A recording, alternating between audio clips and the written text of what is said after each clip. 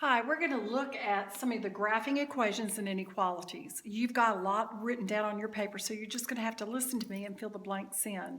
But I just wanted to show you, anytime we are graphing an equation, anything that has an equal sign, all we're going to do is find the number, in this case x is equal to 4, and we're going to put a closed dot on 4, okay? Because that shows x is equal to 4. When we get into inequalities, as long as the variable is on the left side of the inequality sentence, we can graph it according, we know that y is greater than 3. Notice there's no equal sign there, so we're going to put an opened dot on 3. And in your notes, this should say anything greater than 3 is going to be making this statement true. So we are going to just draw a line and an arrow at the end of it, but we're going to put an open circle on 3. Notice that the arrow in the inequality sign is in the same direction as the arrow is on the number line. If we have z is less than 5, notice it's just less than, it is not equal to 5. We've got to have an open dot right here on 5. And if you notice, the point is pointing to the left. It means that anything to the left is going to be less than z. And these are all the numbers to the left of 5 that will make this statement true. Here we have w is greater than or equal to negative 2. You have an equal to sign, so we're going to look for the negative 2. I'm going to put a negative 2 here. I'm going to put an open dot, but then I'm going to color it in because I know that when it's equal, like we had up here at 4, it's going to be a closed dot. And because it can be equal to negative 2 or greater than negative 2, the arrow is pointing to the right, so greater than negative 2 will be shaded to the right with we call these rays, with the pointer going to the right, okay, on the number line. Here we've got v is less than or equal to 1, so we're going to find 1 on our number line and we're going to color it in. I know it's less than, so that means it's going to go to the left, so it's pointing to the left, so we're going to shade it to the left and put our arrow in.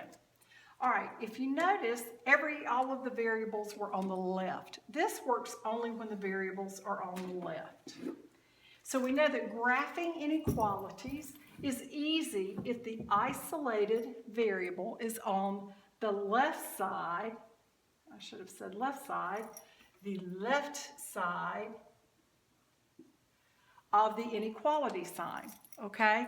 Now, what happens when an inequality is written like this? I've got negative 5 is less than x. I've got 2.5 is greater than or equal to a. And 1/2 is greater than r. First, we're going to rewrite the variable on the left. We want to put the variable on the left. And we do this by making sure you flip everything. We're going to flip everything over. So we're going to put the x on the left. We're going to flip this sign to be greater than, and we're going to flip this over to negative 5. We just flipped everything over. But if you notice, when I was reading it this way, negative 5 is less than x, that pointer was pointing to the negative 5. So the pointer in the inequality sign should be pointing to the negative 5 after I rewrite it.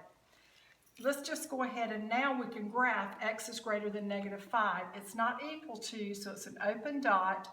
And the point is now pointing to the right, so I can just graph it the way I showed you a while ago. So we're going to graph it to the right.